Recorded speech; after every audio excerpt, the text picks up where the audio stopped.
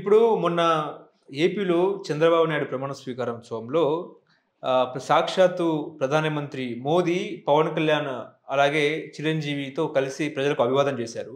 ఇప్పుడు దేశంలో ఒక చర్చ ఏంటంటే రాష్ట్రంలో గూడా ఇటు ఏపీలోను, తెలంగాణలోను మోదీ క్యాబినెట్‌లో చిరంజీవి లేకపోతే రాజ్యసభ ఇస్తారని జెప్పి, లేకపోతే గవర్నర్ పోస్ట్ ఇచ్చారని జెప్పేసి ఒక చర్చ. నిజమే అనుకోవచ్చా? ఇస్తే ఏమవుతుంది? ఇవ్వకపోతే ఏమవుతుంది? ఆటిఫ్ ఏం పెద్ద తేడా పడుతుంది వీళ్ళకి ఇస్తే ఇవ్వకపోతే. హ్మ్. అట్లా కాదు గానీ, కాకపోతే ఏంటంటే నాకు కొంత ఆశ్చర్యాన్ని కలిగించింది.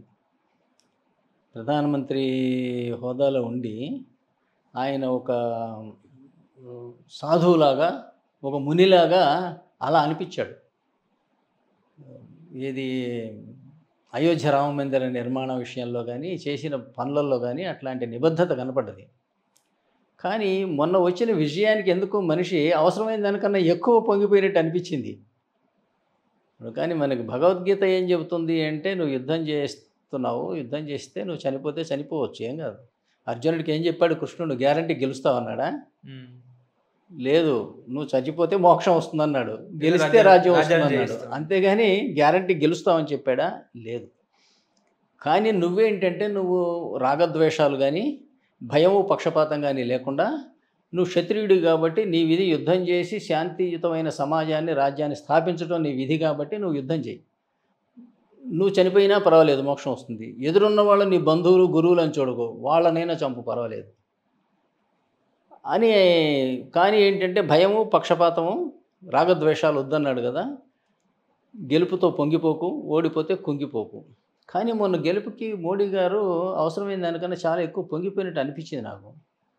పవన్ కళ్యాణ్ గారితో కానీ, చిరంజీవి గారితో కానీ, లేకపోతే చంద్రబాబు నాయుడు గారిని చేయబెట్టి గుంజుకోవటం, లేకపోతే కావలిచ్చుకోవటం, ఇవి చేస్తుంటే మరీ అంతలా అవ్వాల్సిన అవసరం లేదనిపించింది నాకు. పదవి ఉంటే ఉంటుంది, పోతే పోతుంది. కానీ భగవద్గీతలో చెప్పిన సిద్ధాంతానికి విరుద్ధం అది. మరీ అంత పొంగిపోవటం కానీ, లేదా పదవి పోతే కుంగిపోవటం కానీ.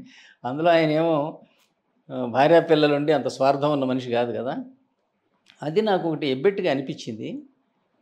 మరి బట్ ఆయన ఉద్వేగం, భావోద్వేగం అలా ఉంది మరి. ఓకే. ఇప్పుడు మోదీ, అమిత్ షా ఏపీకి నిజంగా సహాయం చేసే అవకాశం ఉందంటారా?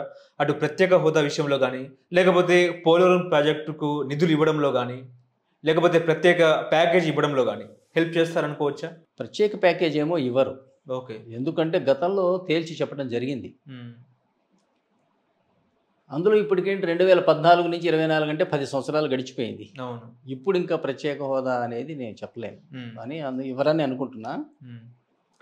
తర్వాత రాష్ట్రానికి సాయం చేస్తారా చేయరా అంటేనేమో అట్లా ఒక్కొక్క రాష్ట్రానికి పక్షపాతంతో ఏది పడితే అది సహాయం చేయడం, చేయకపోవడం, ఇట్లా మరీ అంత ఎక్కువగా ఉంటుందని నేనైతే అనుకోను. అట్లా చేస్తే ఏంటంటే రేపు పొద్దున ఇవాళ రాజకీయం ఇంతటితో ఎండ్ కాదు, మళ్ళీ ఎలక్షన్స్ వస్తాయి. పైకి ఎప్పుడు వస్తాయో తెలియదు. మనకి ఇదో దరిద్రం ఉంది కదా, మధ్యంతర ఎన్నికలు అనేది, మిశ్రమ ప్రభుత్వాలు అనేది. దీనివల్ల భారతదేశ రాజకీయ అవినీతి, అనిశ్చితి, అస్థిరత అనేది భారతదేశంలో ఉన్నాయి. ఇవాళ మన ప్రపంచ దేశాలన్నీ మోడీ గారి ప్రమాణ స్వీకారానికి వచ్చినాయి. ఓకే. ఈయన G7 దేశాల కూటమికి రమ్మని ఆహ్వానం కూడా పలికారు. తీరం మరి ఊహించండి కదా అంటే జూలై నెలలో నో కాన్ఫిడెన్స్ మోషన్ పెట్టారు అనుకుందాం. ఇటు నుంచి కొంతమంది నితీష్ కుమార్ కానీ, లేకపోతే చంద్రబాబు నాయుడు గారు కానీ, లేదా మరికొంతమంది కానీ ఈ గ్రూపులు కాస్త అటే వెళ్ళిపోయినాయి అనుకుందాం. ఈ పదవి పోయింది అనుకుందాం. అసలు భారతదేశ రాజకీయ పరువు ఏమిటి అసలు ఈ ప్రపంచ చరిత్రలో? ఇంత అన్యాయం చేస్తున్నారు కదా అంటే, ఇట్లా మెజారిటీ ద్వారా ప్రభుత్వాలు ఏర్పాటు చేయటం, మెజారిటీ ద్వారా కోల్పోయినప్పుడు ప్రభుత్వాలు కోల్పోవటం. నేను పదే పదే చెప్తున్నా, పాకిస్తాన్ రాజ్యాంగం ఆర్టికల్ 91, 95, 130లో ఉన్నాయి. భారత రాజ్యాంగంలో లేవు. ప్రజలందరూ కలిసి ఎమ్మెల్యేలను ఎన్నుకున్నారు, అట్లాగే ప్రజలు లోక్సభ సభ్యులను ఎన్నుకున్నారు, ఈ ఎమ్మెల్యేలందరూ కలిసి రాజ్యసభ సభ్యులను ఎన్నుకున్నారు. ఈ ముగ్గురిని కలిసి ఎలక్టోరల్ కాలేజ్ అంటాం. ఈ ఎలక్టోరల్ కాలేజీ ఆర్టికల్ 55 కింద రాష్ట్రపతిని ఎన్నుకుంటుంది.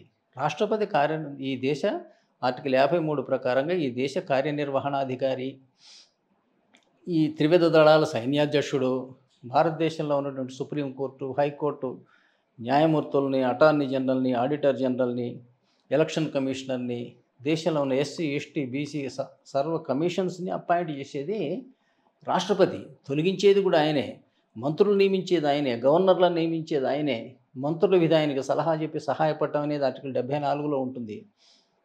ఇంత ఉన్న మనిషిని ఇంత మీరు ఎన్నుకొని లోపల పెట్టి తలుపేసి మీరు బయటికి రాకండి, మేము పరిపాలన చేస్తుంటాం, మీరు ఏం పట్టించుకోకండి, మేము ఏమైనా కాగితాలు పంపితే మీరు సంతకం పెట్టి ముద్ర పెట్టి పంపించండి, మీకు కావాల్సినవన్నీ మేము చూసుకుంటాం, మీకు గుర్ర బగ్గి పెడతాం, 7 గుర్రాలు ఉంటాయి దానికి ట్రంపెట్స్ మీకు ఉదయం సాయంత్రం మధ్యాహ్నం బ్యాండ్ బాజాలు అవి ఏర్పాటు చేస్తాం, మధ్య జనవరి 26 అప్పుడు గుర్ర బండిలో వద్దురు కానీ, అలాగే వేసవి విడుదల ఇస్తాం, సిమ్లాకి వెళ్ళండి, అసలు బొల్లారంకి వెళ్ళండి. ఆయన ఒక్కడే భారతదేశంలో ఎన్నుకొనబడ్డ కార్యనిర్వహణాధికారి రాష్ట్రపతి తప్పితే మరొకడు లేడు. ఉంటే ఎవరినైనా మీరు సవాల్ చేయొచ్చు. ప్రధానమంత్రి ముఖ్యమంత్రుల ఎంపిక భారత రాజ్యాంగంలో ఎక్కడన్నా ఉందా అని ఎవరినైనా మీరు సలహా చెప్పవచ్చు. నేను పాకిస్తాన్ రాజ్యాంగంలో ఉన్నాయని చెబుతున్నా. ఇవాళ మన్మోహన్ సింగ్ గారు ఉన్నారండి, ఎవరు ఎన్నుకున్నారు, ఆయన ఏ ప్రజలు ఎన్నుకున్నారు? నన్ను పార్లమెంటు మెంబర్లు ఎన్నుకున్నారండి అన్నారు. పార్లమెంటు మెంబర్ని నిన్ను రాజ్యసభ సభ్యుడిగా ఎన్నుకుంటారా? ఆ హక్కు ఉంది వాళ్ళకి.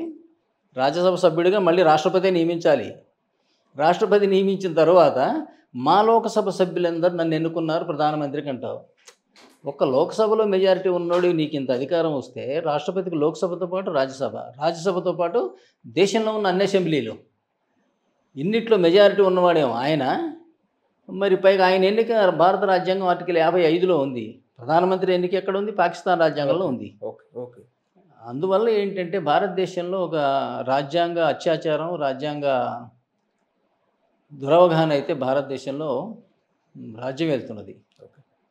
దీనివల్ల భారతదేశంలో దానివల్లనే ఈ రాజకీయ అస్థిరత, అవినీతులు కానీ, ఈ సమాజంలో పేదరికం కానీ, సమాజంలో ఘర్షణలు కానీ ఇవన్నీ జరగటం, అట్లాగే ఓటుకు నోటు రావటం కానీ. ఎందుకంటే గెలిస్తే అధికారంలోకి వస్తాం కదా, ఏదో కష్టపడి 50-60 మందిని గెలుచుకుంటే ఈ దేశాన్ని పిండిపారేయచ్చు రాష్ట్రాన్ని.